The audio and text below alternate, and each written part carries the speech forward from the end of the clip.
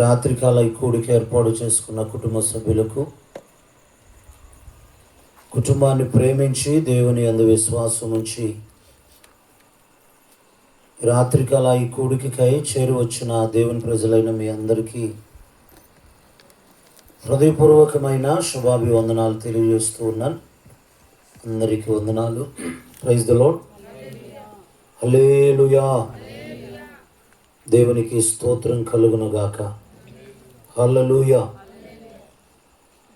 మంచిది ప్రియ దేవుని బిడ్డలారా, ఇంతవరకు ప్రభు సన్నిధిలో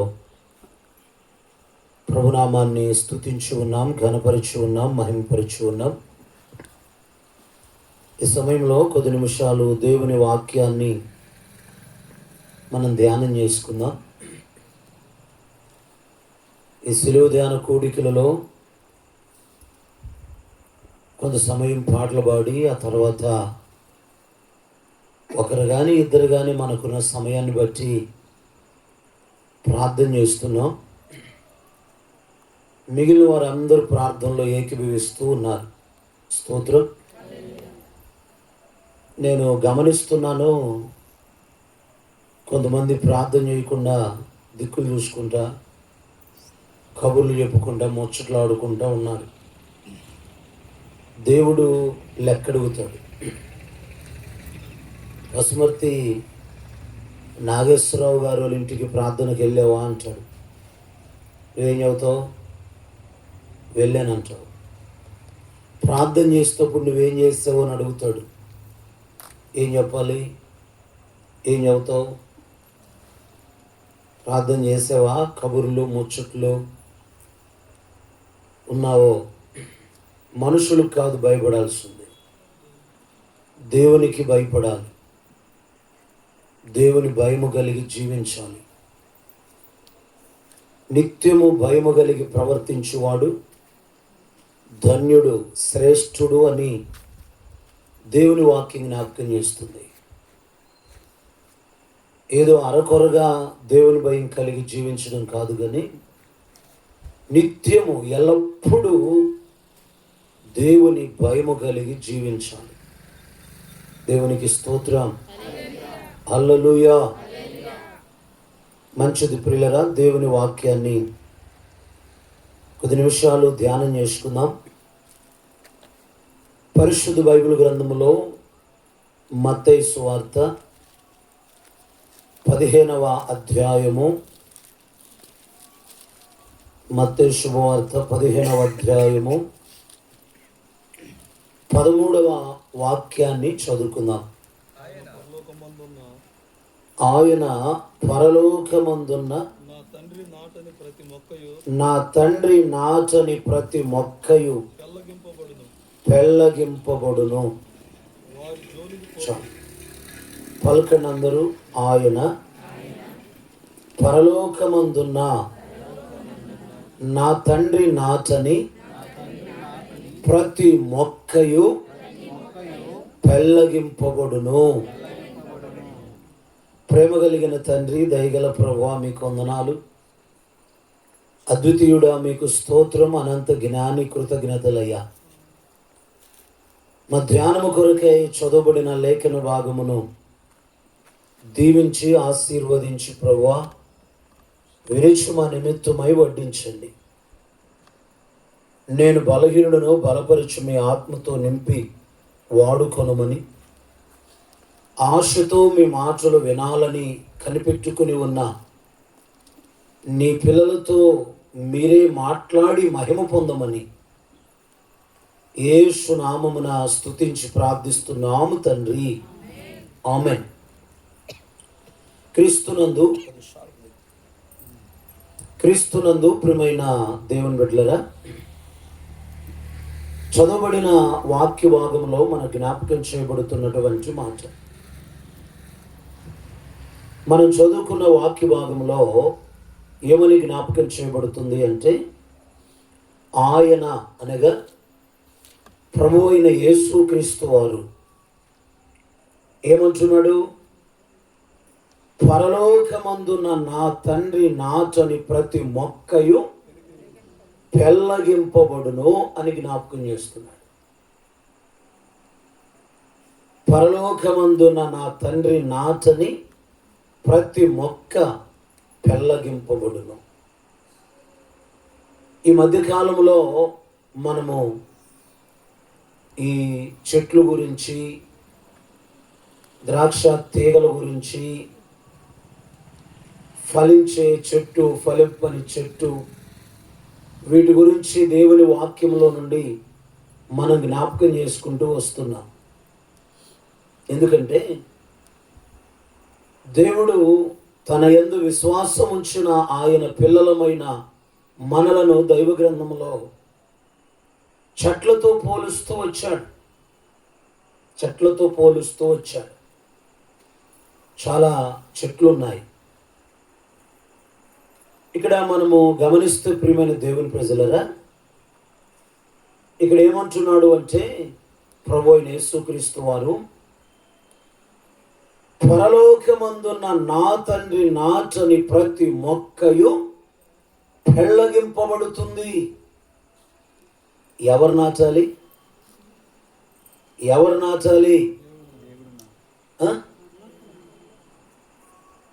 బెల్లం గడ్డ ఉన్న నోట్లో ఉందా?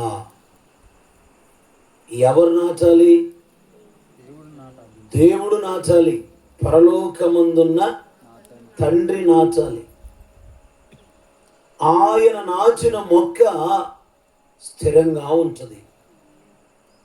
ఆయన నాటని మొక్క పెళ్ళగింపబడుతుంది. ఈనాడు మొక్కలు చాలా నాటుతున్నాం, కానీ అన్నీ బ్రతకట్లా. నాచిన మొక్కలన్నీ బ్రతకట్లా. మళ్ళా ఇడుపులేయాలి. ఇడుపులేసినా కానీ కొన్ని బతకవు. కారణం ఏంటి? మనము ధ్యానం చేస్తున్న వాక్య ప్రకారం అయితే ఆయన నాటితే అవి పెళ్ళగించబడకుండా స్థిరంగా ఉంటాయి. దేవుడు నాటితే,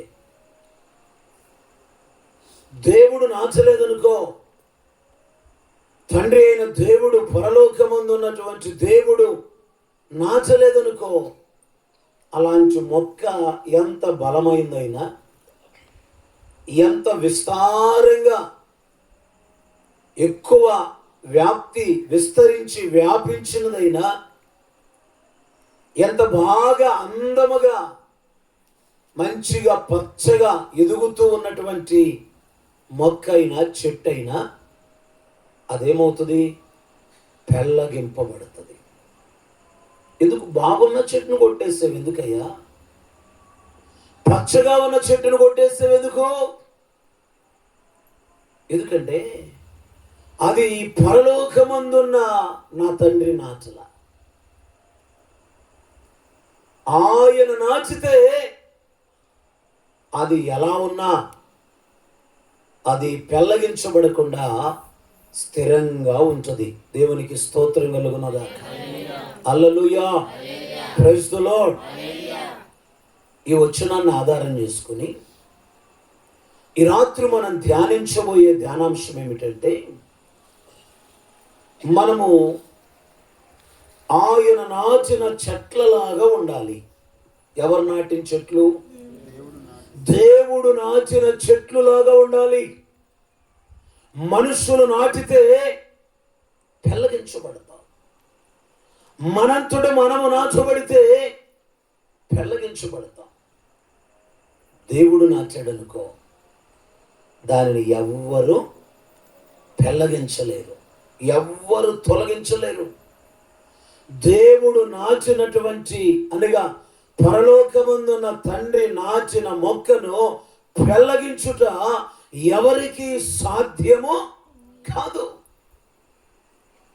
అందుకే ఈ రాత్రి మీరు కోరుకోవలసిన కోరిక ఏంటో తెలుసా? మీరు చేయవలసినటువంటి ప్రార్థన ఏమిటో తెలుసా?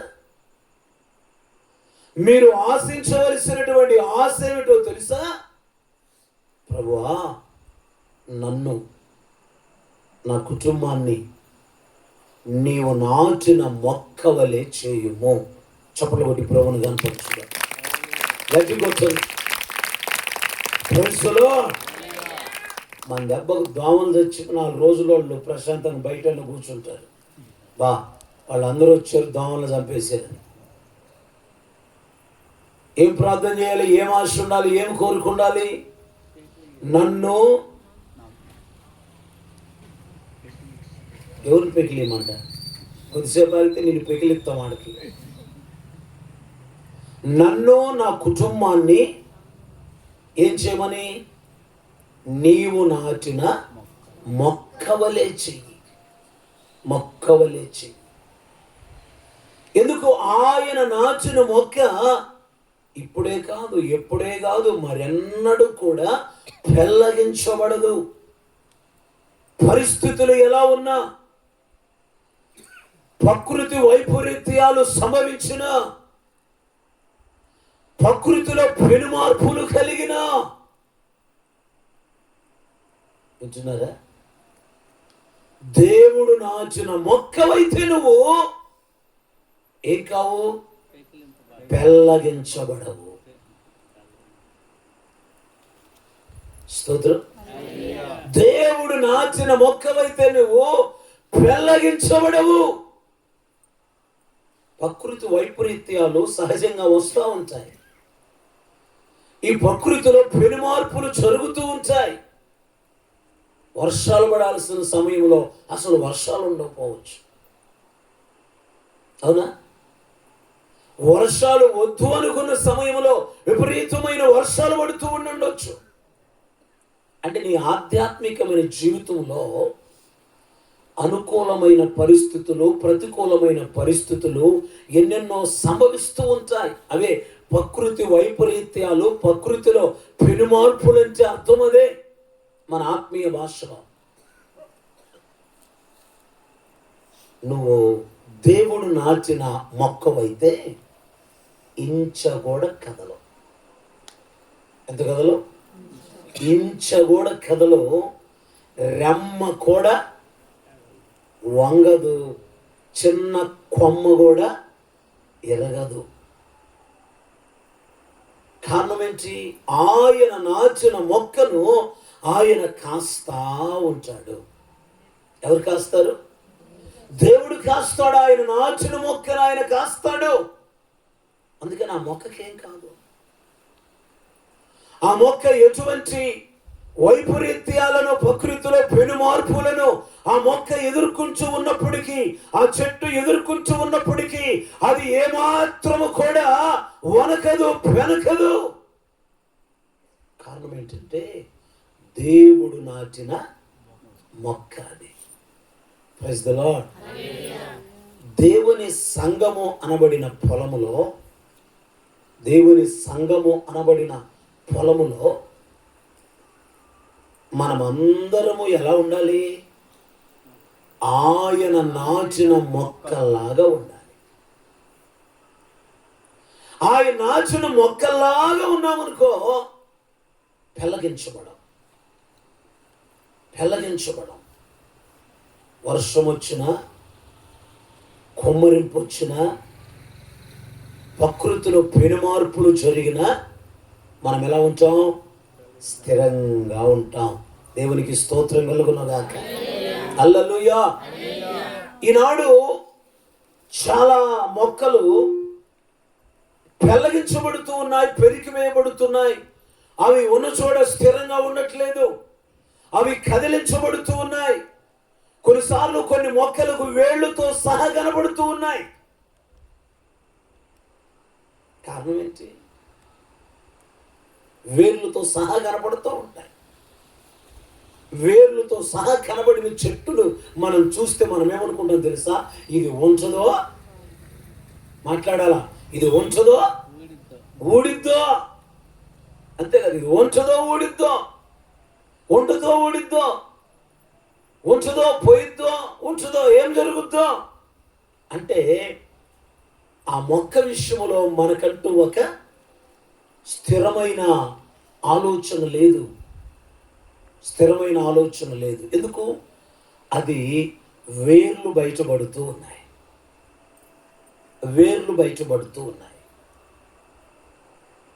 ఏ మొక్కకైనా ఏ చెట్టుకైనా వేర్లు బయట ఉండవు. ఎక్కడ ఉంటాయి? లోపల ఉంటాయి. లోపల ఉంటాయి. చెట్టు అంతటను కూడా భరిస్తుంది. చెట్టంతా కూడా స్థిరంగా ఉంచేవి వేళ్ళు. ఆ వేళ్ళే పైకి వచ్చేస్తే ఎప్పుడు పడిపోద్దో, ఎప్పుడు విరిగిపోద్దో, ఎప్పుడు తొలగిపోద్దో, ఎప్పుడు పాడైపోద్దో, ఎప్పుడు తన స్థానాన్ని తప్పిపోద్దో తెలియదు. అందుకే నేను ఇక్కడ రెండో విషయాన్ని కూడా మీకు ఏం జ్ఞాపకం చేస్తున్నా అంటే, మొదటిదేమో దేవుడు యెహోవా నాటిన చెట్లు లాగా ఉండాలి. రెండవదేమో ఆత్మీయత, ఆచారమా, ఏది ప్రాముఖ్యం మన జీవితంలో? భక్తిలో ఆత్మీయత ప్రాముఖ్యమా, ఆచారము ప్రాముఖ్యమా, ఏది ప్రాముఖ్యం అన్న విషయాలు కూడా మనము ఈ పూట కొంచెం క్లుప్తంగా ధ్యానం చేసుకుంటాం. ఏదేమైనప్పటికీ ప్రియమైన దేవుని ప్రజలరా, మన జీవితాలు, మన హృదయాలు, మన ఆత్మీయత యెహోవా నాటిన చెట్లులాగా, మొక్కలాగా ఉండాలి. ఎందుకంటే ప్రవచన గ్రంథంలో ఫిలదెల్ఫియాలో ఉన్న సంఘముతో మాట్లాడుతూ ప్రభువు అన్నాడు, నేను నీ ఎదుట తలుపు తీసి ఉంచాను, ఎవడు దానిని వేయనేరడు. భక్తుడు పాడాడు, నా ఎదుట నీవు తెరచిన తలుపులు ఎవడు వేయలేడని. అలాగనే ఆయన నాచిన మొక్క ఆయనే పెళ్ళగించాలి, ఇంకెవడు పెళ్ళగించలేడు. ఇక ఏది పెళ్ళగించదు. నేను నువ్వు నాటిన మొక్క అనుకో, ఎవరైనా పెళ్ళగించేసేయచ్చు, ఎవరైనా తొలగించేసేయచ్చు. కానీ సాక్షాత్తు తండ్రి అయిన దేవుడే నిన్ను ఆయన సంఘములో, ఆయన ప్రేమ అనే పొలములో ఆయన నిన్ను నాచితే, ఈ లోకములో ఉన్న ఏ మనుష్యుడు గాని, ఈ లోకములో ఉన్న ఏ పరిస్థితులు గాని నిన్ను పెళ్ళగించలేవు.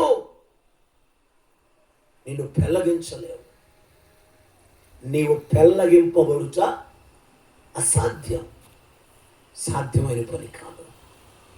అందుకే రోమపత్రిక 8వ అధ్యాయంలో రాశాడు, శ్రమ అయినను, బాధ అయినను, హింసైనను, కరువైనను, వస్త్రహీనత అయినను, ఉపద్రవమైనను, ఉన్నవైనా రాబోవునవైనా, ఖడ్గమైన, మరణమైన, సృష్టింపబడిన మరి ఏదైనను యేసు క్రీస్తు ప్రభువారి యందలి, దేవుని యందలి మనకున్నటువంటి ప్రేమ నుండి ఎడబాపనేరవు. అనగా ఏది మనలను పెళ్ళగించదు. ఈ పూట ఈ వాక్యాన్ని ఆలకిస్తున్న ప్రతి వారు పరీక్షించుకోవాలి. నీ జీవితం, నీ ఆత్మీయత, నీ కుటుంబం, దేవుని సంఘములో, దేవుని ఆలయములో, దేవుని మందిరములో, దేవుని ప్రేమ అనేటువంటి ఈ పొలములో నాచబడినదిగా ఉందా, పెళ్ళగించబడేటువంటిదిగా ఉందా? నువ్వు నాచబడిన మొక్కగా ఉన్నావా, పెళ్ళగించబడే మొక్కగా ఉన్నావా? నీ ఆత్మీయత, నీ విశ్వాస జీవితం ఎలాగున ఉన్నది? నాటబడ్డావా, పెళ్ళగించబడుతున్నావా? ఆలోచించాలి. ఉన్నట్టుండి సడన్గా యేసు ప్రభువారు ఈ మాట ఎందుకు అన్నాడు? ఆయన అనగా యేసు ప్రభువారు, పరలోకమందున్న నా తండ్రి నాచని ప్రతి మొక్కయు పెళ్ళగించబడును అన్నాడు. ఎందుకన్నాడు ఆ మాట యేసు ప్రభువారు? ఉన్నటువంటి సడన్గా యేసు ప్రభువారు ఆ మాట అనడానికి కలిగిన ఉద్దేశం ఏమిటి? అసలు పెళ్ళగింపబడటానికి కలిగిన కారణం ఏంటి? ఈ విషయాలు కొన్ని లేఖనములో మనం చూద్దాం. స్తోత్రం. ఆ 12వ వచనాన్ని చదవండి ఒకసారి. 12వ వచనం, అంతటా ఆయన శిష్యులు వచ్చి, పరిసయ్యులు ఆ మాట విని అభ్యంతర పడిరని నీకు తెలియనా అని ఆయనను అడుగగా. ఏమడిగారండి? యేసు ప్రభు వారి శిష్యులు యేసు ప్రభు వారి దగ్గరికి వచ్చి యేసు ప్రభు వారిని ఏమని అడుగుతున్నారు? బోధకుడా, బోధకుడా, పరిసయ్యులు ఆ మాట విని అభ్యంతరపడ్డారని నీకు తెలియనా అన్నాడు. ఆ మాట విని పరిసయ్యులు అభ్యంతరపడ్డారని నీకు తెలియనా అన్నాడు. ఏ మాట విని? ఏ మాట విని? ఎవరి మాట విని?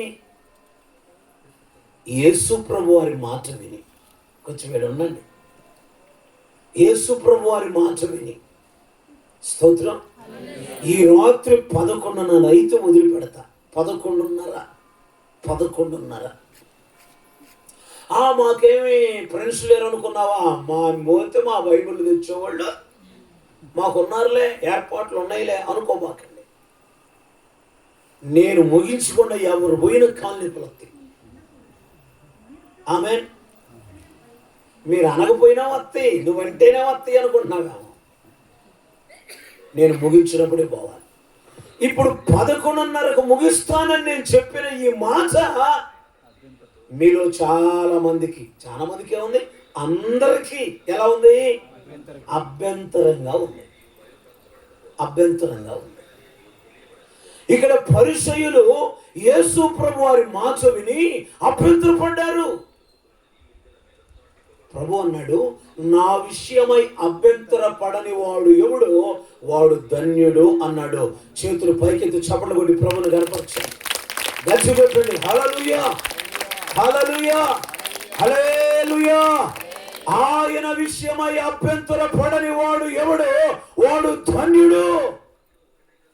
యేసు ప్రభు వారి విషయమై అభ్యంతర పడని వాడు ధన్యుడు. ఈ ప్రార్థనల విషయమై అభ్యంతర పడేవాళ్ళు ఉన్నారు కొంతమంది.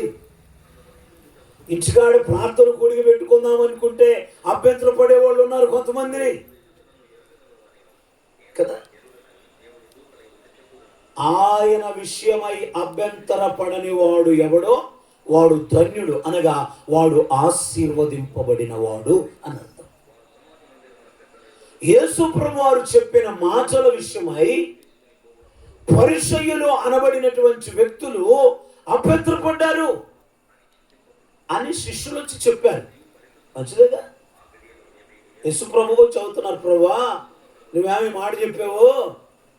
ఆ మాట కూడా ఎందుకు చూడండి, పైన వచనంలో 11వ వచనంలో, నోట పడునది మనుష్యుని అపవిత్ర పరచదు గాని నోట నుండి వచ్చునది మనుష్యుని అపవిత్రపరచునని వారితో చెప్పాను. యేసుప్రభు ఏం చెప్పాడు? జన సమూహమును పిలిచి వారందరూ వింటుండగా యేసుప్రభు చెప్తున్నాడు, నోట పడినది మనుష్యుని అపవిత్రపరచదు. నోట నుండి బయలు వెడలున్నదే మనుష్యుని అపవిత్రపరచును అన్నాడు. అంటే నువ్వు తినేదాని వల్ల, త్రాగేదాని వల్ల నువ్వు అపవిత్రపరచబడవు. దేని వల్ల అపవిత్రపరచబడుతున్నావు? నోట్లోనికి వెళ్ళేదాని వలన కాదు, నోట నుండి వచ్చుదాని వలన. ప్రైజ్ ది లార్డ్, హల్లెలూయా. మన ఉమ్మే అంటే మన చేతిలో ఊసుకుంటామా? ఊసుకో. మన వాంతే, కుక్కది కాదు, పక్కన వాళ్ళు కాదు. ఎవరు వాంతి? మన వాంతే. మనం ఏం చేస్తాం? చేతిలో కక్కుంటామా? ఏం చేస్తాం? చేదరించుకుంటాం. మన ఉమ్మైనా మన వాంతైనా మనం వాటిని చేదరించుకుంటాం, అసహించుకుంటాం. బైబిల్లో యేసు ప్రభు చెప్తున్నాడు, మనుషులు ఏమి తింటున్నారో ఏమి తాగుతున్నారో అన్నదాని గురించి ఎక్కువ ప్రాధాన్యత ఇస్తున్నారు. మంచిదే, కానీ అసలు దాని వల్ల మనుషులు అపవిత్రపరచబడరు. నోటు నుండి వచ్చున్నది అనగా మన మాటలు. మనము అపవిత్రులమా పవిత్రులమా? మనము అపవిత్రులమా పవిత్రులమా? బహిర్గతం చేసేది, ప్రత్యక్షం చేసేది మన నోటు నుండి వచ్చు మాటలు. మన నోటు నుండి వచ్చు మాటలు. మన మాటల వలన మనం పవిత్రులమా అపవిత్రులమా, నీతిమంతులమా అనీతిమంతులమా, పరిశుద్ధులమా కాదా, ఈ విషయం మన మాటల వలన తెలియపరచబడుతుంది అని యేసు ప్రభువు చెప్పాడు. మంచిదే కదా? తప్పేమని చెప్పాడా? పొరపాటేమని చెప్పాడా? లేదుగా. నోట నుండి వచ్చే మాట సరిగా ఉండాలి. వాడెవడు లోకంలో సామెత చెప్పినట్టుగా పెద్దోళ్ళు అమ్మ అన్నాయే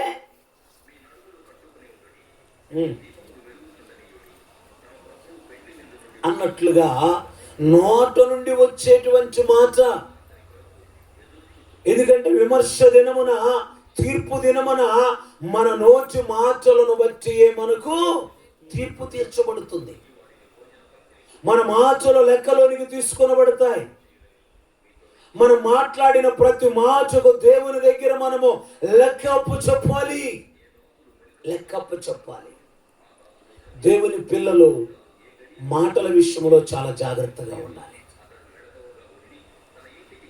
దేవుడు ఆకాశం అందు ఉన్నాడు, నీవు భూమి మీద ఉన్నావు. నీ మాటలు కొద్దిగా ఉండాలని ప్రసంగి జ్ఞాపకం చేశాడు. విస్తారమైన మాటలలో దోషం ఉండక మానదని ఆయనే ప్రసంగి ఎవరు?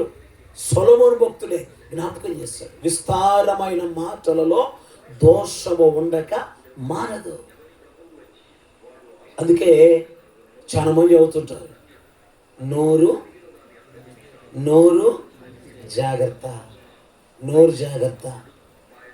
నోరు జారేవా, ఇంకొకసారి కూసావా ఒప్పుకోరు కదా. దెబ్బ కొడితే ఒకసోటేనంట, మాట అంటే ఏందో, మాట అంటే నరానికి ఎక్కుతుందట. అవసరం అవుతుంది దెబ్బ కొట్టేంత వరకే. మాట అంటే నేను అసలు ఒప్పుకోను, మాట అంటే నేను అసలు అంగీకరించను. మామయ్య నీ ఇష్టం అంటే వాస్తవమే. మన నోటి మాటలు చాలా జాగ్రత్తగా ఉండాలి. ఆ మాటలే మనము దైవ భయము కలిగిన వారమా, దైవ భయము లేని వారమా, భక్తి పరులమా, భక్తిహీనులమా, పవిత్రులమా, అపవిత్రులమా, నీతిమంతులమా, అనీతిమంతులమా, దైవ భయము కలిగిన వారమా, దైవ భయము లేని వారమా అన్న విషయం మన నోచు మాటలు తెలియచేస్తూ ఉంటాయి. ప్రభు చెప్పిన మాట అదే, నోట పడునది మనుష్యుని అపవిత్రపరచదు, నోట నుండి బయలు వెళ్ళునదే మనుష్యుని అపవిత్రపరచును అని జ్ఞాపకం చేశాడు. నేను ఆదివారం ఆరాధనలో ఇందుకు సంబంధించి మార్కు సువార్తల నుంచి ఒక 13 విషయాలు మీకు జ్ఞాపకం చేశాను కాబట్టి ఇప్పుడు దాని జోలి పోవట్లేదు. ఈ మాట యేసు ప్రభు చెప్పాడు. ఆ మాట చెప్పినందుకు పరిసయ్యులు ఏమయ్యారట? అభ్యంతరాన్ని వ్యక్తపరిచారు. అంటే యేసు ప్రభు వారి మాట, యేసు ప్రభు వారి బోధ, యేసు ప్రభు వారు చెప్పినటువంటి ఆ వాక్యము వారికి అనుకూలంగా లేదు. అన్నం లేపండి సీనాను. ఇవాళ ఎవరు వస్తున్నారు చూడు, ఆర్థర్కైనా అడుగు ఎదుట. యేసు ప్రభు వారి మాట వారికి అనుకూలంగా లేదు. యేసు ప్రభు వారి మాట వారికి అంగీకారంగా లేదు. ఈరోజు నుంచి ఒక పని చేద్దాం, టయానికి వచ్చిన వాళ్ళని పెందనాడు పంపించేద్దాం, లేటుకు వచ్చిన వాళ్ళేమో ఆ వార ప్రార్థన చేపిద్దాం వెంటనే పెట్టి. స్తోత్రం. అట్టయితే శుభ్రంగా అసలు పూర్తి గుడ్డే మెల్లగొడం కదా, అసలు పోయిద్దాం. వద్దులే అయితే అంత మాత్రం మొక్కలైతే కదిలించి మూడు వేస్ట్.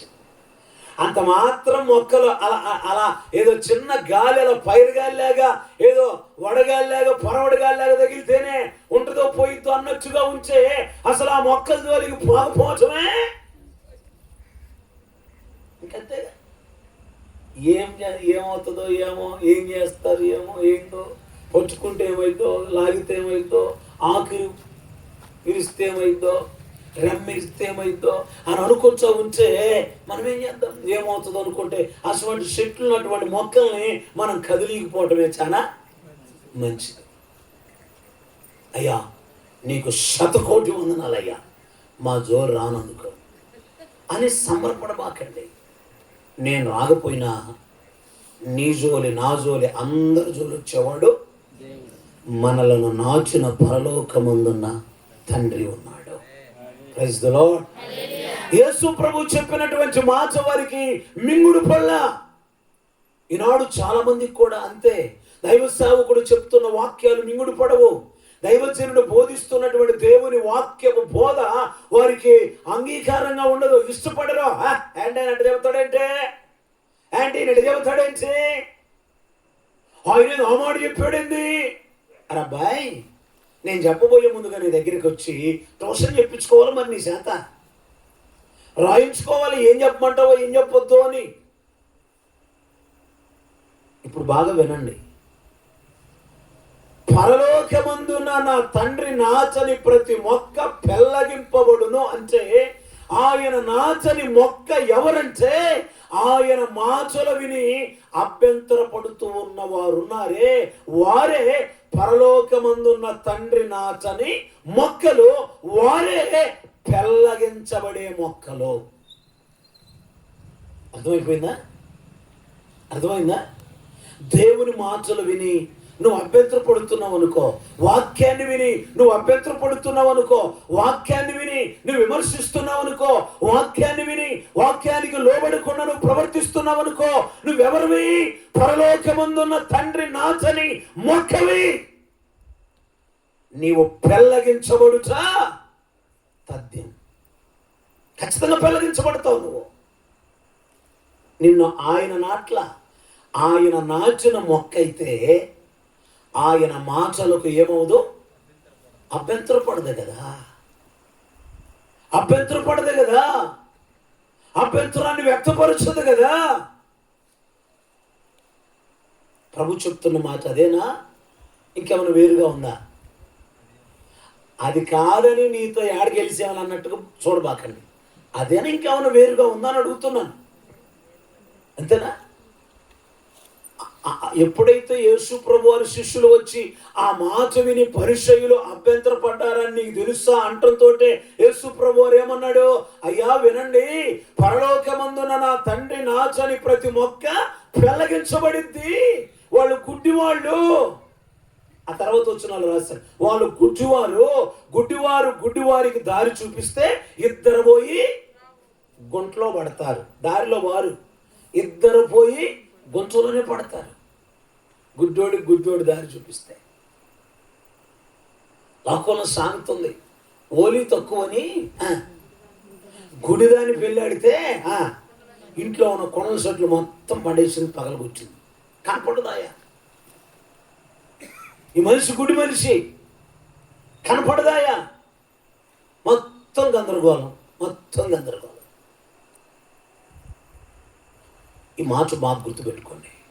ఎవరైతే దేవుని మాట విని దేవుని వాక్యాన్ని విని దేవుని వాక్యానికి లోబడకుండా దేవుని మాటకు లోబడకుండా అభ్యంతరాన్ని వ్యక్తపరుస్తున్నారో, ఆటంకాన్ని వ్యక్తపరుస్తున్నారో, ఆ వాక్యాన్ని నేను విననుంచున్నారో, ఆ మాటకు నేను లోబడనుంచున్నారో, ఆ వాక్యమును అలా బోధించడండి అని ఎవరైతే వ్యతిరేకిస్తున్నారో వారే పరలోకమందున్న తండ్రి నాతని మొక్క. వీళ్ళ గురించి ఏమి రాస్తాడు? వీళ్ళు ఖచ్చితంగా పెళ్ళగించబడతారు. మరి ఈడున్న మొక్కలన్నిటిని గురించి నేనేమనుకోవాలని మీ ఉద్దేశం చెప్పండి. ఇక్కడున్న మొక్కలన్నిటిని గురించి నేనేమనుకోవాలి? అలా 1 2 3 4 మైక్ టెస్టింగ్. హలో చెప్పండి, ఏమనుకోవాలి నేను? ఆయన నాచిన మొక్కలు అనుకోవాలనా, లేకపోతే పెళ్ళగించబడే మొక్కలు అనుకోవాలనా? Yes or no?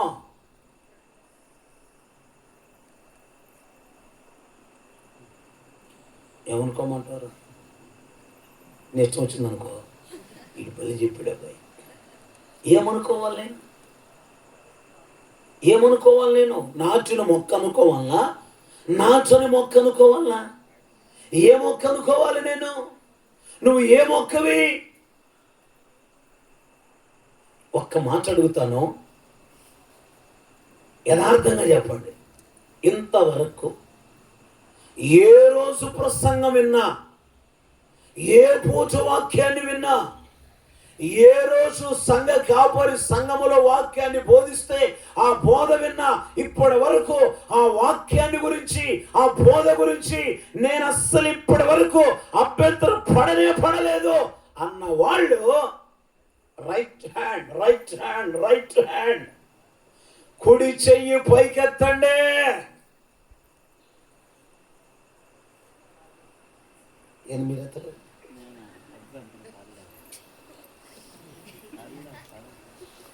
అభ్యంతరం పడనోళ్ళ నుంచి ఎత్తమన్నా నేను. మీరిద్దరు ఏందో సైలెంట్ కూర్చున్నారు, మీ ఇద్దరు ఏదో తేడా ఉన్నారా? వ్యాపార లావాదేవీలు ఏమైనా చూసుకుంటున్నారా? నువ్వు పెట్టావు ఒక గ్రూపులో, స్టేటస్లో పెట్టావుగా.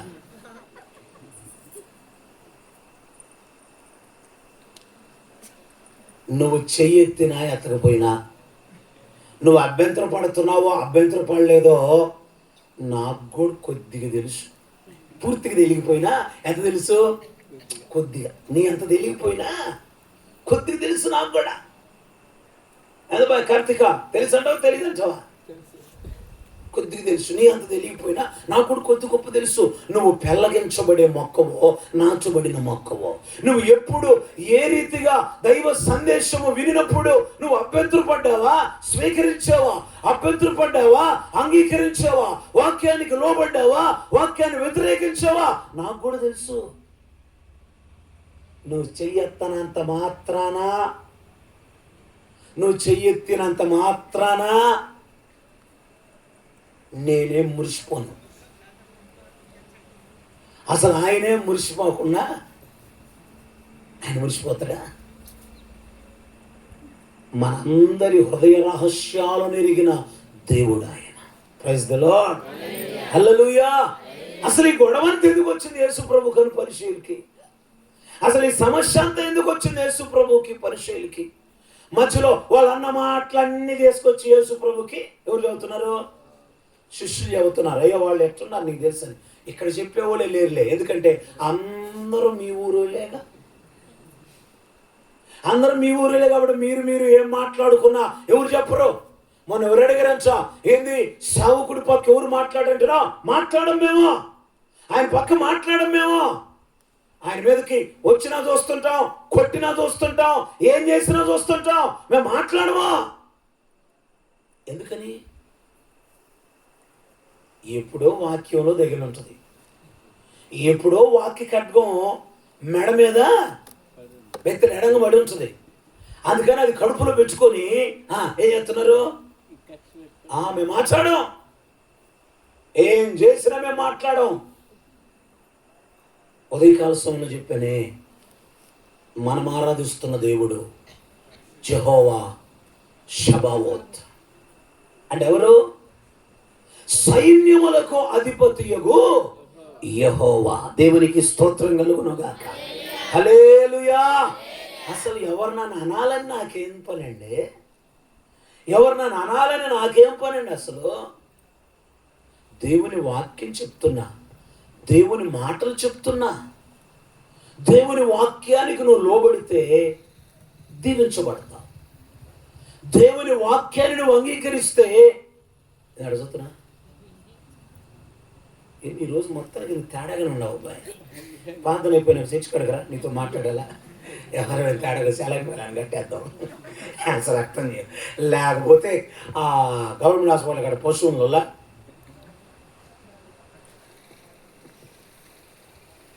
నువ్వు నాచబడిన మొక్కవా, పెళ్ళగించబడే మొక్కవా?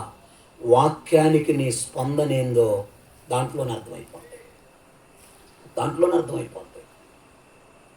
వాక్యం నేను సంతోషపరిచే విధంగా ఉందనుకో, మా అన్న సూపరా, ఏంటంటే మా అన్న సూపరా, మంచి పాస్టర్ గారిని ఇచ్చావయ్యా, మంచి సేవకుడిని ఇచ్చావయ్యా, ముక్కు సూటిగా మాట్లాడేవాడిని ఇచ్చావయ్యా అని ప్రార్థన చేస్తూ ఉంటారు. అదే ముక్కు సూటిగా రేపొద్దున వాళ్ళకి మాట్లాడేలేకే ఇష్టమంటోడు అనుకోలేదు. రాత్రిగా ముక్కుసూటిగా మాట్లాడే పాస్టర్ గారిని ఇచ్చేవయ్యా, మంచి కాపురిని ఇచ్చావు, మంచి బోధకుడిని ఇచ్చేవయ్యా, మంచి ఆత్మీయ తండ్రిని ఇచ్చేవయ్యా అని రాత్రేమో ఎగిరి ఎగిరి ఎగిరి ఎగిరి ఎగిరి ఎగిరి ప్రార్థన చేస్తే తెల్లారి పొద్దున్నే కూడికలో నీకు బాణం పడేలేకే ఈయనంతే ఎప్పుడు చూసినా ఈయనంత ఎప్పుడు చూసినా ఇట్లే మాట్లాడతాడు. ఈయన అవే ఈయన మారడు. ఎవరు నేను చెప్పే వాక్యాలని మీరు మార్చం కాదు. ఏ రక్తం చేయం మిమ్మల్ని చూసి నేను మారాలంటా. బా ఏం ఊరి ఊరా? ఏం పేరు ఊరి పేరా? అన్నింగి కాదు, అన్నంగి. అన్నం పెట్టే గిన్నె లిగితే ఇదే దేశ లేనిపోయింది పెట్టారా అబ్బాయికి మీరు. స్తోత్రం. ఏమండి ఏ ఊర్లో బట్టి ఇదే తంతండి. ఈ ఊర్లోనే కాదు, ప్రతి ఊర్లో ఉన్నారు ఇలాంటి వాళ్ళు, ప్రతి సంఘములో ఉన్నారు ఇలాంటి వాళ్ళు. ఖాళీగా ఉన్నప్పుడు సేవకులు ఒకరికొకరు ఫోన్లు చేసుకొని ఒకరొకరు యోగక్షేమాలు తెలుసుకుంటా, పరిచర్య వివరాలు తెలుసుకుంటా, మీ సంఘంలో పరిస్థితి లేదు, మా సంఘంలో పరిస్థితులు ఏంటి, ఇదిగో పలానోళ్ళకి బాగలేదు ప్రార్థన చేయండి అని చెప్పుకునే క్రమంలో ఇటువంటి ఎన్ని బయటకు వస్తుంటాయి. మా సంఘంలో కార్తీక్ అని ఒక అబ్బాయి ఉన్నాడు, సంవత్సరం మేస్త్రికి గచ్చాడు, ఒక ఆదివారం కూడా ఉంచుకున్న జనాన్ని మొత్తాన్ని పోతున్నాడు అని నేను చెప్పాను అనుకో, అవతల నుంచి అయ్యయ్యో మా సంఘంలో కూడా ఉన్నాడు, మా సంఘంలో కూడా ఉన్నాడు. ఇది మా బాధ. మా బాధ మీకేం తెలుసు? మా పరిస్థితి మీకేం తెలుసు? వాక్యం ఎక్కువసేపు చెప్పినా ఉరించి వస్తారు, తక్కువసేపు చెప్పినా ఉరించి వస్తారు. ఎట్లా ఎట్లా?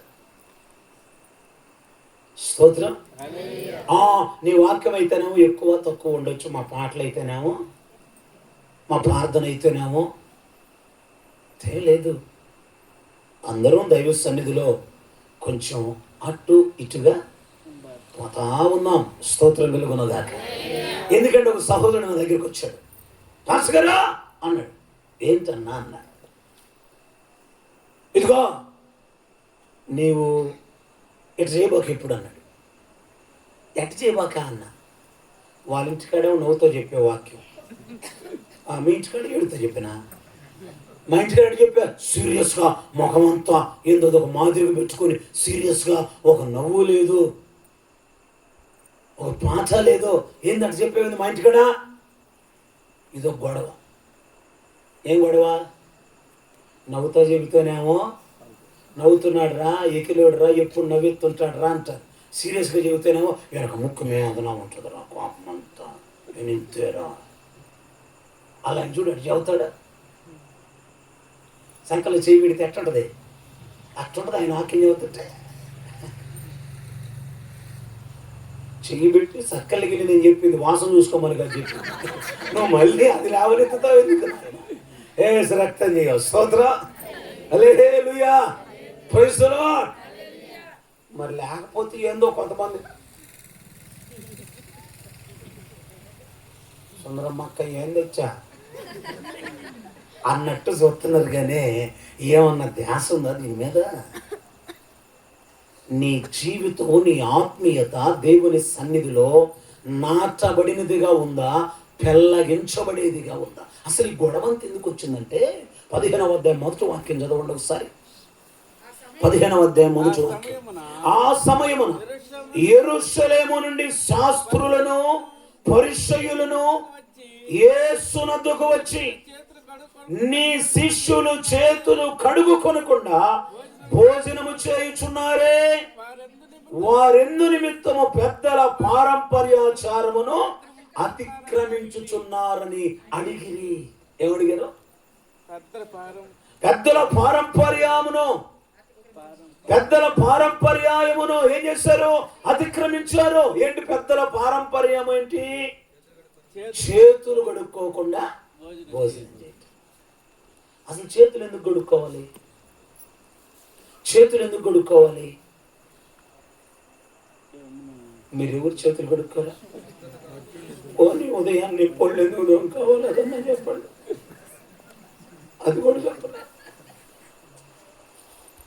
చేతులు ఎందుకు కడుక్కోవాలి? మన చేతులకు మట్టి, గోళ్ళలోకి మట్టి, క్రిములు ఉంటాయి. అలాగనే భోజనం చేస్తే కడుపులోకి పోయి అనారోగ్యం వస్తుంది, బలహీనతలు వస్తాయి, రోగాలు వస్తాయి. అందుకని చేతులు శుభ్రంగా కడుక్కొని భోజనం చేయాలి. దీన్ని పరిచయం ఏం చేశారో ఇది ఒక ఆచారం. రైతు బజార్కి వెళ్ళొస్తే, మార్కెట్కి వెళ్ళొస్తే, సంత వీధికి వెళ్ళొస్తే నీళ్లు చల్లుకుంటేనే వస్తారు లోపలికి, లేకపోతే రారు. నీళ్లు చల్లాలి వాళ్ళకి, అప్పుడే వస్తారు, లేకపోతే రారు. పెద్దల పారంపర్యాయమును ఎందుకు అతిక్రమించారు నీ శిష్యులు? చేతులు కడుక్కోకుండా భోజనం చేశారేంది? అప్పుడు యేసు ప్రభు చెప్తున్న మాట, మీరు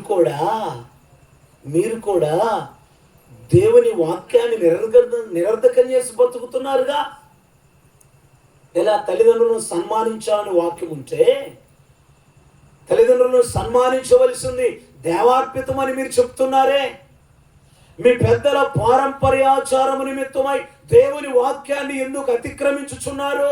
గమనించండి, నోట పడునది మనుష్యుని అపవిత్రపరచదు, నోట నుండి బయటకు వచ్చేదే మనుష్యుని అపవిత్రపరుస్తుంది. యేసుప్రభు చెప్పిన మాట మంచిదేగా.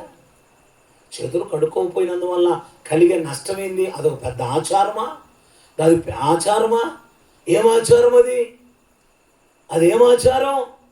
చూసారా, కొంతమందికి వాళ్ళ ఆచారాలు ప్రాముఖ్యం, వాళ్ళ పద్ధతులు ప్రాముఖ్యం, వారి అలవాట్లు ప్రాముఖ్యం, వారి కట్టుబాట్లు ప్రాముఖ్యం, వారు నేర్చుకుంటూ వచ్చిన విధి విధానాలు ప్రాముఖ్యం దేవుని వాక్యము కంటే కూడా, దేవుని మాట కంటే కూడా వారికి ఏం ప్రాముఖ్యం? వారి పారంపర్యాయములే వారికి ప్రాముఖ్యం. దేవుని వాక్యాన్ని కూడా పక్కన పెట్టేస్తారు, దేవుని మాటను కూడా పక్కన పెట్టేస్తారు. వారి యొక్క పెద్దల పారంపర్యాయమును ఆచరించడానికి, అనుసరించడానికి అవన్నీ చేస్తారు. అమ్మ చనిపోయినప్పుడే కదా, అమ్మ చనిపోయినప్పుడు తల్లికి ముత్తు బియ్యం అంట. ముత్తు బియ్యం ఎవరు వేయాలా? చిన్న కొడుకు వేయాలి. నేనే చిన్న కొడుకుని, నేను వేయాలి. మా దాయాదులు అందరూ కలిసి అన్నారు, మా ఇంటికి వచ్చే వాళ్ళందరూ కలిసి, రబాయ్ తల్లికి ముత్తు బియ్యం కొరివి అంటే తల కొరివి లెక్కది. తల కొరివి ఎవరు పెంచాలా? చిన్న కొడుకు పెంచాలి తల్లికి. కాబట్టి నువ్వు శుభ్రంగా ఒళ్ళంతా తడుపుకొని వచ్చావంటే బియ్యం మొత్తం నువ్వు తలకొరు పెట్టాలి రబ్బాయి అన్నారు. నేను అన్నా, మాలో మా ఇటుపార్టీ వాళ్ళల్లో పెద్ద ఆయన ఒక ఆయన ఉన్నాడు, అందరూ ఆయన మాట గౌరవిస్తారు. అన్నా, నేను సేవకుడిని, అలాంటివి నేను చేయను, మిమ్మల్ని చేయొద్దు అని కూడా నేను అభ్యంతరపరచును. అన్నయ్య కొడుకున్నాడు కదా, పెద్దోడు మనవాడు కదా, వాడి చేత చేయిద్దాంలే అన్నా. అంటే ఆయన ఏమనాలా? ఇది అడుగుతారు, ఏమనాలా? సరేనయ్యా అనాలి, లేకపోతే మీ ఇష్టం అబ్బాయి మీరు అడిగి చేసుకుంటారు అనాలి. నన్ను గాంగ అడిగారు, నా గాంగ పెత్తనం ఇచ్చారని చెప్పని ఏదో అన్నాడు. పెద్ద కోడలు పెత్తనం ఇస్తే ఆ టైపులో ఏం చేసాడు తెలుసా? ఇంతెత్తులేసి రాయ్ అనాథ శవానికి ఎవడైనా వేయవచ్చు, వేసేయండి రా అన్నాడు. మా అమ్మకి మా నాన్నకి మేము నలుగురు. మమ్మల్ని ఏం చేశాడు? ఇప్పుడు అనాథం చేశాడు. అంతమంది ఉంటే అంతమందిలో మా కుటుంబానికి అవమానం కలిగే విధంగా, మేము తలదించుకునే విధంగా, మాలో మాకే కలతలు కలిగి, మేము ఒకరికి ఒకరము గొడవలు పడి కొట్టుకొని గందరగోళం అయ్యే విధంగా ఆ పెద్ద మనిషి మాట్లాడాడు.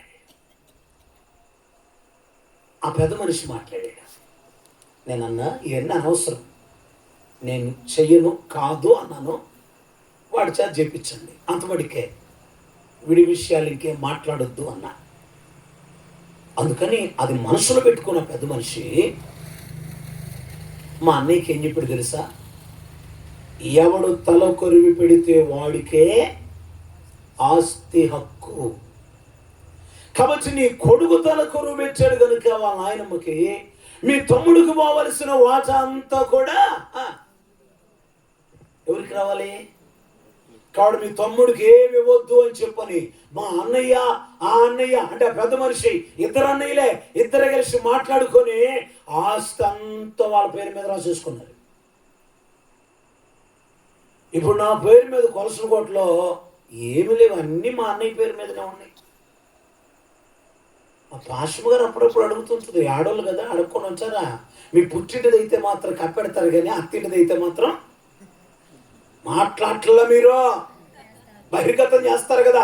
అప్పుడప్పుడు అడుగుతుంటుంది. నేను ఒకటే చెప్తా, ఏమని తెలుసా, యేసయ్య కొలసన కోటలో నాకు ఏమి ఇవ్వాలనుకున్నాడో అది నేను ఎక్కడున్నా నా దేవుడు నా దగ్గరికి తీసుకొస్తాడు. అంతే, ఇంకా మాట్లాడద్దు. అంతేనా? ఇంకేం చదువుతున్నా ఇంతే అలా చెప్పే. హల్లెలూయా, ప్రైజ్ ది లార్డ్.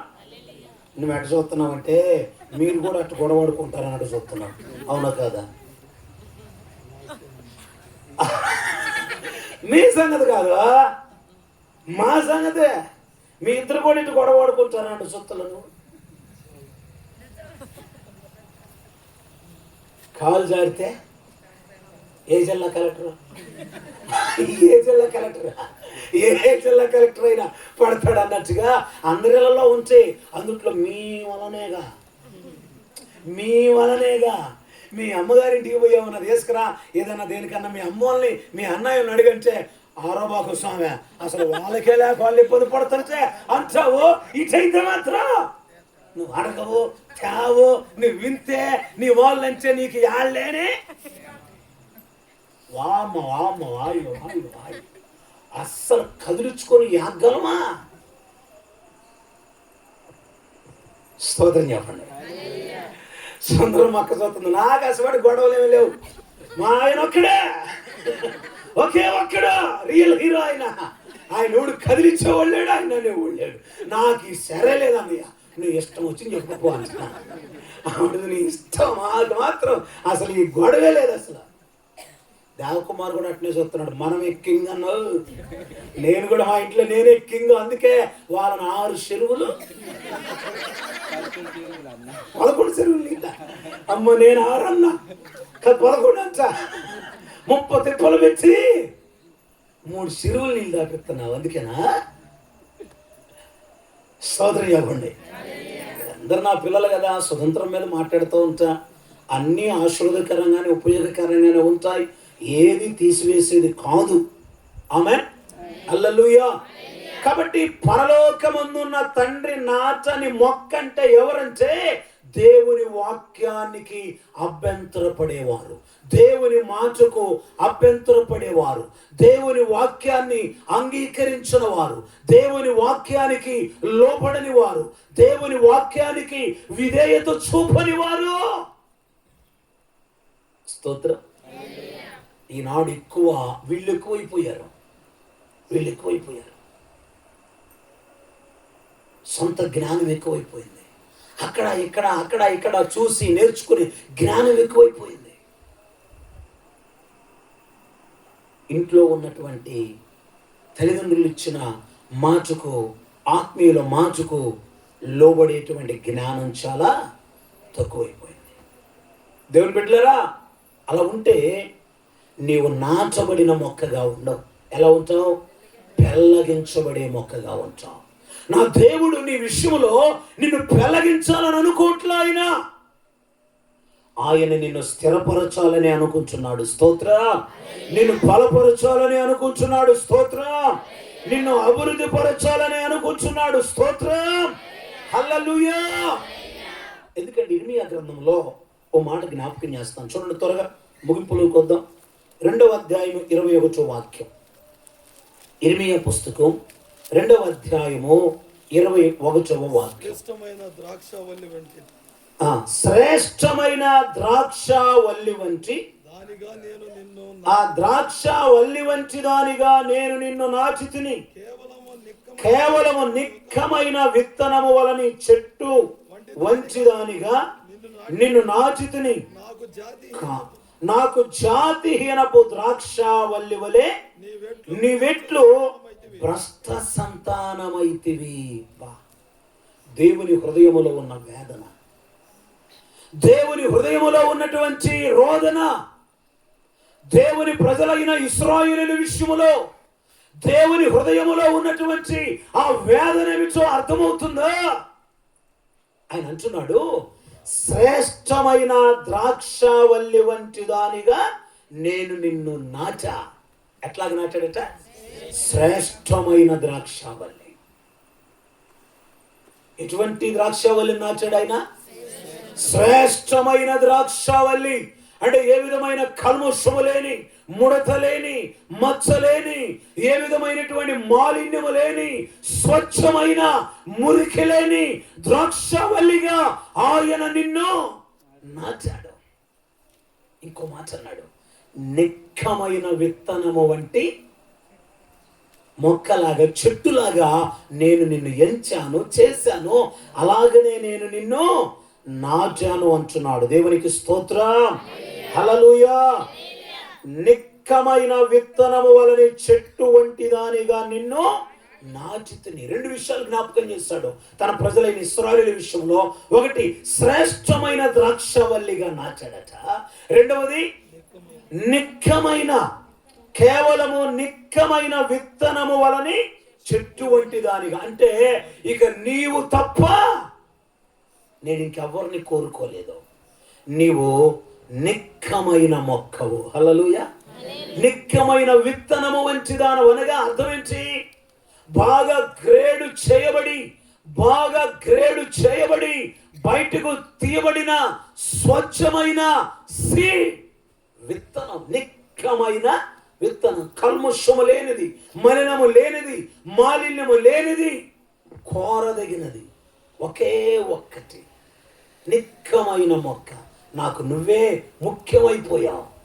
నేను నిన్ను అలా నాటితే, నేను నిన్ను అలా భావిస్తే, నేను నిన్ను అలా పెంచితే నువ్వేమయ్యావంటున్నాడు? నాకు జాతిహీనపు ద్రాక్షవల్లి వలె నువ్వెట్లు భ్రష్ట సంతానమైపోయావు. చూసారా? కన్న కుమారుడు కుమార్తె భ్రష్టులైపోతే, చెడిపోతే, పాడైపోతే, లోక వ్యసనాలకు బానిసలైపోతే, అయ్యా నాకు ఒకే ఒక కుమారుడు, ఒకే ఒక కుమార్తె, ఆ కుమార్తె ఇలా చెడిపోయింది, ఆ కుమారుడు ఇలా లోక వ్యసనాలకు బానిసైపోయాడని ఆ తండ్రి, ఆ తల్లి హృదయం ఎంత రోదిస్తుందో తెలుసా? అలానే దేవుడు ఆయన పిల్లలమైన మన విషయంలో మనము జాతిహీనపు ద్రాక్షవల్లి వలె భ్రష్టులముగా మారిపోతే, అపవిత్రులముగా మారిపోతే, అభ్యంతరపడేవారుగా మారిపోతే, ఆయన ఉద్దేశాన్ని, ఆయన సంకల్పాన్ని నెరవేర్చగలిగిన ఆత్మీయత మనలో లేకపోతే, ఆయన హృదయములో ఉన్న వేదనది కాదా? ఆయన హృదయములో ఉన్న రోదనది కాదా? ఆయన హృదయములో ఉన్న కన్నీరు అది కాదా? నిన్ను జాతిహీనపు ద్రాక్షవల్లిగా చెట్టుగా నాటాడా? లేదు, శ్రేష్టమైన ద్రాక్షవల్లి, నిక్కమైన విత్తనం. Praise the Lord. Original seed, duplicate కాదు, కల్మషంతో కూడినటువంటి విత్తనం కాదు, లోక మాలిన్యాన్నంతా పోగేసుకొని కలగూరగంపలాగా ఉన్న విత్తనం కాదు. మరి ఆయన సంకల్పాన్ని నువ్వేం చేశావు? ఆయన ఉద్దేశాన్ని నువ్వేం చేశావు? ఆయన ఆలోచన నువ్వేం చేశావు? ఆయన ప్రణాళిక నువ్వేం చేశావు? గుర్తుపెట్టుకో, ఆచారం ముఖ్యం కాదు, ఆత్మీయతే ముఖ్యం. నీవు దేవుడు నాచిన చెట్టులాగా ఉంటే ఎన్నటికీ పెళ్ళగించబడవు. దేవునికి మహిమ కలుగునుగాక. హల్లెలూయా. Praise the lord. అనగా నీ ఆధ్యాత్మికమైన జీవితము నాచబడినదిగా ఉండాలి, దేవుని చేత నాచబడినదిగా ఉండాలి. అంతేగాని అడుక్కునేవాడికి ఎన్ని ఊర్లు అబ్బాయి? 60 ఊర్లు అన్నట్టుగా, ఈ ఊర్లు కాబట్టి ఇంకొక ఊర్లో అడుక్కుంటాం అన్నట్లుగా, ఈడ కాబట్టి ఇంకో చోట, ఆడ కాబట్టి ఇంకో చోట అని నాచబడని మొక్కలాగా ప్రవర్తించకూడదు. నాటబడిన మొక్కలాగా ఉండాలి. హల్లెలూయా. దేవునికి జాతిహీనపు మొక్కలా ఉండకూడదు. నిన్ను ఎలా చేశాడో ఆయన రక్తములో కడిగి శ్రేష్టమైన ద్రాక్షవల్లిగా, నిక్కమైన విత్తనముగా దేవుడు నిన్ను చేస్తే నువ్వు ఎలా ఉన్నావు ఈరోజు? నీ స్థితి ఎలా ఉంది ఈరోజు? నీ వలన దేవునికి ఏం కలుగుతూ ఉంది? Praise the lord. హల్లెలూయా.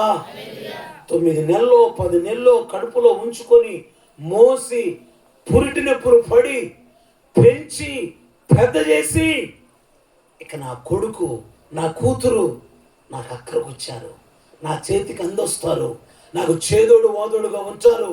నేను కూర్చొని అయ్యయ్యా అయ్యయ్యా అమ్మమ్మ అంటే కొంచెం మంచినీళ్ళు ఇచ్చిస్తారు. నేను కష్టపడుతుంటే చెమటోడుస్తుంటే నా చేతిలో పని అందుకుంటారు అని సంతోషిస్తున్నటువంటి తరుణంలో నువ్వేం చేశావు?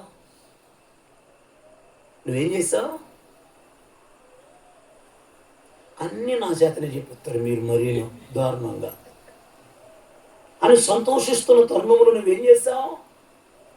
ఏ తండ్రి అయితే గుండెల మీద ఎత్తుకొని నిన్ను ఆడించాడో, ఏ తండ్రి అయితే గుండెల మీద ఎత్తుకొని నువ్వు గుండెల మీద 2 కాళ్ళతో బుడబుడ కాళ్ళతో తన్నుతుంటే సంతోషపడి ఆహానా కుమారుడు ఆహానా కుమార్తెని ఎగరవేస్తూ గుండెల మీద తంతున్నా సంబరపడ్డాడు. ఆ తండ్రిని ఈ రోజు నువ్వు ఎలా ఉంది నీ ఆత్మీయ జీవితం? ప్రభు సన్నిధిలో సంఘములోని ఆధ్యాత్మికమైన జీవితం ఎలా ఉంది? సంఘ కాపురి దగ్గర నీ ఆధ్యాత్మికమైన జీవితం ఎలా ఉంది? ఎప్పుడన్నా పరీక్షించుకున్నావా? నువ్వు నిక్కమైన మొక్కవే, నిక్కమైన విత్తనానివే. నిన్ను నిక్కమైన విత్తనములాగా చూశాడే, నిన్ను శ్రేష్టమైన ద్రాక్షవల్లిగా నాచాడే. ఆ తండ్రి మాటకే అభ్యంతరం పడుతున్నావా? ఆ తల్లి మాటకే అభ్యంతరం పడుతున్నావా? నువ్వు ఈ స్థితిలోనికి రావడానికి కారణమైన ఆ తండ్రి ఆ తల్లి మాచే నీకు వ్యతిరేకముగా, విరోధముగా, కష్టముగా మారిపోయిందా?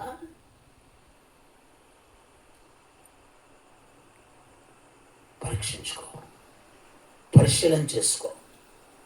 పరిశుద్ధాత్మ దేవుడు ఈ రాత్రి మనతో మాట్లాడుతున్నాడు. నేను ఈ స్థలానికి రాలేకపోయాను. ఈ స్థలానికి రాబోయే ముందుగా శరీరం బలహీనత చేసి పడిపోయిన నా బెడ్ మీద నేను రాలేని పరిస్థితి, లేవలేని పరిస్థితి. నా పరిస్థితి చూసి స్మిత్ అన్నాడు, నాన్న నాగులపల్లిపాడికి వీడియో లైవ్ చేసి పెట్టావు కదా, అదే పెట్టు అన్నాడు. నా కండిషన్ చూసి, నా ఇబ్బంది చూసి దేవుడి సన్నిధిలో ప్రార్థన చేసుకున్నా. దేవుడు కృప చూపించాడు, నిలబెట్టాడు.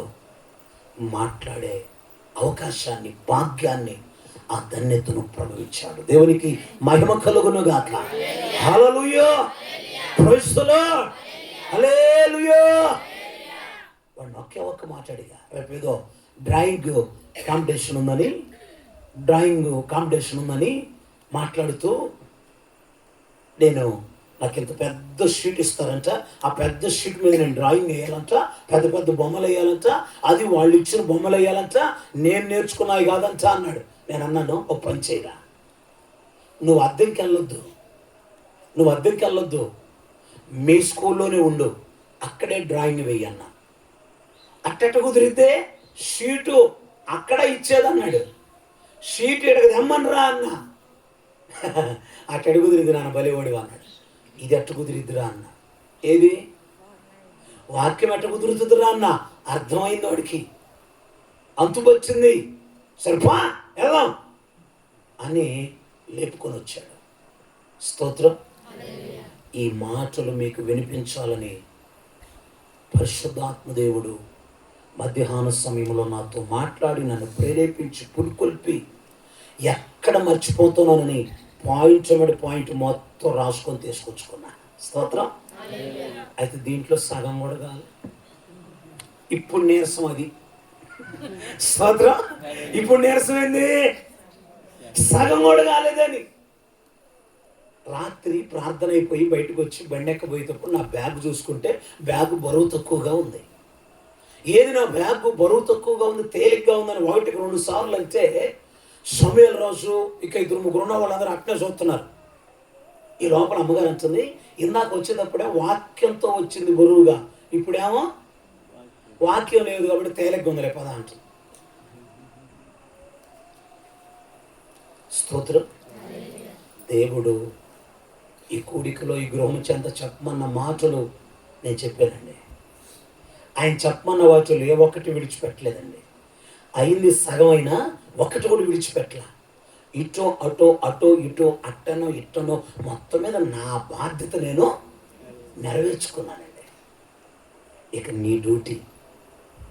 నీ డ్యూటీ నాచబడిన మొక్కగా ఉంటావా, పెళ్ళగించబడే మొక్కగా ఉంటావా? యేసు ప్రభువు అన్నాడు, నా శరీరము తిని నా రక్తము త్రాగువాడు నిత్య జీవము గలవాడు, అంత్య దినమున నేను వానిని లేపుతానన్నాడు. యేసు ప్రభువుని వెంబడిస్తున్న శిష్యుల్లో కొంతమంది ఉన్నారు, ఆయన శరీరాన్ని ఎలా తిననీయగలడు? ఇది కఠినమైన మాట, ఇది జరగదు అని యేసు ప్రభు వారు చెప్పిన మాటను బట్టి అభ్యంతరపడి ఆ రోజు నుంచి ఆయన్ని వెంబడించటం మానుకొని వెనక తీశారు. చూసారా? అంటే వీళ్ళెవరో శిష్యులలో ఉన్న సమూహమే కానీ ఆ మొదట ఏర్పరచుకున్న 12 మందిలో చేరిన సమూహము ఈ 70 మంది శిష్యులే కానీ చివరకు మిగిలింది 6లే. ఎవరో 12 మంది. ఈ మిగిలిన లేరి వీళ్ళు ఏం చేశాడు? ఈ 12 మంది ఏమో నాచబడిన వాళ్ళు. హల్లెలూయా. ప్రభువారు చెప్పిన ప్రతి మాటకు లోబడ్డారు. హల్లెలూయా. ప్రభు చెప్పిన ప్రతి మాటకు విధేయత చూపారు. హల్లెలూయా. ప్రభు చెప్పిన ప్రతి మాట ప్రకారముగా నడిచారు. హల్లెలూయా. ఈ మిగిలిన వాళ్ళు ఉన్నారే, వీళ్ళు అదెట జరిగింది, ఇదెట జరిగింది, అదెట్ట కుదురుతుంది, ఇదెట్ట కుదురుతుంది, అట్టొల్ల కాదు, ఇటు కుదరదు, అట్ట కుదరదు, ఇటు కుదరదు, ఏదో ఆయన చెప్పాడు కానీ అట జరగదు, అట తిననీయుడు అని అభ్యంతరం వ్యక్తపరిచారు. ఇమ్మీడియట్లీగా పెక్కలించబడ్డారు. ఎవరేమల్లా? వాళ్ళే వెళ్ళిపోయారు. దీన్ని బట్టి మనకు అర్థమవుతున్న విషయం ఏంటంటే, ఆయన నాటిన మొక్క అయితే నిలిచి ఉంటుంది, ఆయన నాటని మొక్క అయితే పెళ్ళగించబడుతుంది. ఇందును బట్టి నువ్వు అర్థం చేసుకోవాల్సిన విషయం ఏమిటంటే, నేను పెళ్ళగించబడే మొక్కగా ఉండకూడదు, నేను నాచబడిన మొక్కగా ఉండాలి. అలా నాచబడిన మొక్కగా ఉండాలి అంటే నువ్వు చేయాల్సిన పని ఏంటంటే, ప్రభు మాటకు లోబడాలి, ప్రభు మాటకు విధేయత చూపాలి, ఆయన వాక్యానికి ఎక్కడ అభ్యంతరాన్ని వ్యక్తపరచకూడదు, ఎక్కడ అభ్యంతరం పడకూడదు. ఆమె అప్పుడే నువ్వైనా నేనైనా మనమందరమైనా ఆయన నాచిన మొక్కలలాగా ఉంటాం. ఆమె దేవుడి మాటలు మన వినికిడిలో దీవించి మనల్ని అందరినీ, ఈ కుటుంబాన్ని ఆయన నాచిన మొక్కల వలె ఆయన స్థిరపరచునుగాక. ఆమెన్. హల్లెలూయా. ప్రార్థన చేసుకుందాం. తలలో ఉంచి ప్రార్థనలు ఏకీభవించండి. హల్లెలూయా. స్తోత్రమయ్యా, స్తోత్రమయ్యా, స్తోత్రమయ్యా, స్తోత్రమయ్యా. పరిశుద్ధుడా మీకు వందనాలు, స్తోత్రాలు. హల్లెలూయా. వాళ్ళు అలా పెకిలింపబడటానికి, పెళ్ళగించబడటానికి కారణం ఏమిటంటే, వారి మనస్సులో ఉన్న ఆలోచనలు వేరు, ప్రభు చెప్పినటువంటి ఆత్మీయ ఆలోచన వేరు. కాబట్టి ప్రభు ఆలోచనకు లోబడాలి కానీ నీ సొంత ఆలోచన ప్రకారముగా నీవు ప్రవర్తించకూడదు. అది ఆశీర్వాదము కాదని లేఖనం మనకు చాలా స్పష్టంగా జ్ఞాపకం చేస్తూ ఉంది. కాబట్టి రాత్రి 2 చేతులు పైకెత్తి ప్రభుని అడగండి. ప్రభువా, నీవు నాచిన మొక్క వలె నన్ను చెయ్యండి అయ్యా. నువ్వు నాచిన మొక్క వలె నా జీవితాన్ని మార్చండి ప్రభువా. నీవు నాచిన మొక్క వలె నా కుటుంబాన్ని మార్చండి ప్రభువా. మేము పెళ్ళగింపబడే మొక్కలుగా ఉండకూడదు ప్రభువా. మీ సన్నిధిలో నాచబడిన మొక్కలముగా ఉండాలయ్యా. అభివృద్ధి చెందాలి ప్రభువా, ఆశీర్వదించబడాలి ప్రభువా, దీవించబడాలి ప్రభువా, మేలులతో నింపబడాలి ప్రభువా. నీవు నాచిన మొక్క వలె మా జీవితాలను, నువ్వు నాచిన మొక్క వలె మా హృదయాలను, నువ్వు నాచిన మొక్క వలె మా ఆత్మీయతను స్థిరపరచుము తండ్రి అని మీరు 2 చేతులు పైకెత్తి ప్రియ దేవుని బిడ్డలారా ఒక చిన్న ప్రార్థన చేయండి. చిన్న ప్రార్థన చేయండి. ప్రభు సన్నిధిలో చిన్న ప్రార్థన చేయండి. ప్రభు సన్నిధిలో చిన్న ప్రార్థన చేయండి. ప్రభు నువ్వు నాచిన మొక్క వలె చేయ్యా.